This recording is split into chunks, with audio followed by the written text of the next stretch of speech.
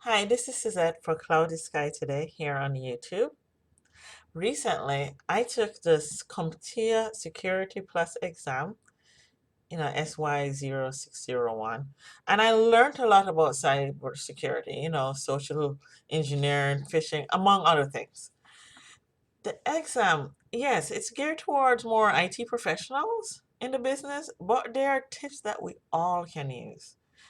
You know, even if you have a small business or if you don't. Look at me, I'm on YouTube here. You could, or you even need it just for home use. I mean, if you don't want your home, right now at home, there's a lot of stuff that is getting smart. And all these smart things are on the network. And trust me, that's part of cybersecurity. You do want to keep things secure. So it's not just being on the computer. If you have a smart TV, a smart fridge, smart sprinkler system, I don't know, just something that has capabilities of being on a network has to go out on the network to the domain. Like, hey, like those baby monitors a couple of years ago. Yes. And security cameras. So there's a lot of stuff that is connected to the home. And yes, we all should take our part in, securing ourselves because unfortunately, there are bad actors out there. So today I want to share with you just some simple tips. We're not going to go into all the bad actors, because let's be honest, they're big companies that, will make money off you, protecting you from the bad actors. But we're going to do some simple things that we can do to protect ourselves. So I want to start with phone calls.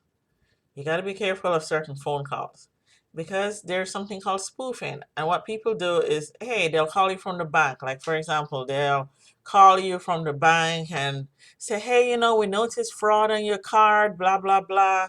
We're going to send you a message to blah, blah, blah. And then they send you the one-time code. And if you give it to them, you just give them the ability to reset these bad actors, to reset your, account information and even lock you out. Another thing they can do over the telephone, because this is all part of that social engineering thing, because they'll know your name, they might have a little information from you, and they can do this by looking at your other socials or you know all the breaches that happen. They get a little bit of information from you, and then they call you to get the other information to get into your other stuff. So you got to be careful with the phone calls. And of course that also goes for text. Text can be spoofed. They have, you know, computer generated text that can spoof um, your phone number, not your exactly phone. So if you see you getting a phone call from yourself, yeah, you know why. And I also will share with you, the FTC webpage so you can see what scams are out there because some of these I got from there too. Now the emails, I actually have some examples for you because, I went and looked in my spam folder. The good thing about my email is that it filters out a lot of the bad actors. And let me show you what I mean. Like this one, it's filtered out. Gmail did a great job filtering it out, so I didn't even have to do anything. I actually had to go in the spam folder to show you an example of spam. And I wanted to show you this one because it's not from eBay, even though you see their logo right here. Because if you look on the header address, it's like MSWNOL blah blah gooba.com.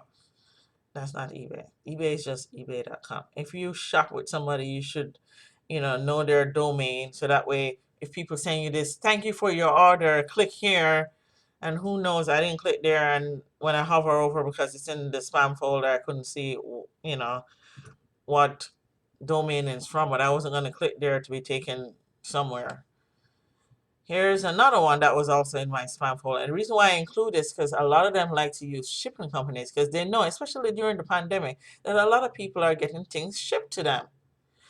So if you want to confirm your receipt and it's from USPS or UPS or FedEx, you might expect some mail from one of those. So, it's pretty random because some of them don't know unless they did some surveying of you. They don't know which one you're using. So in this case, USPS, which is just regular mail, but most of my stuff don't come that way. So, but I just thought it was interesting. Also look at the email address and, of course, links. The images are removed because also the good thing about using some email servers that by removing the images, anything that's embedded in the images that is malicious, it's not shown, especially if it's from an unsafe channel, so unsafe site. I mean, and they do this in the regular mail. You actually have to click to say, show me display images. Now, this isn't a spam filter. I'm not displaying any images. Now, this one came through my email. I mean, I guess they didn't do a mass send out and their server pick it up. So what I noticed right away, and I actually use this one in a blog, so I will link that address below so you can look at the blog some more. One of the first things I noticed right off the bat was the misspelled online.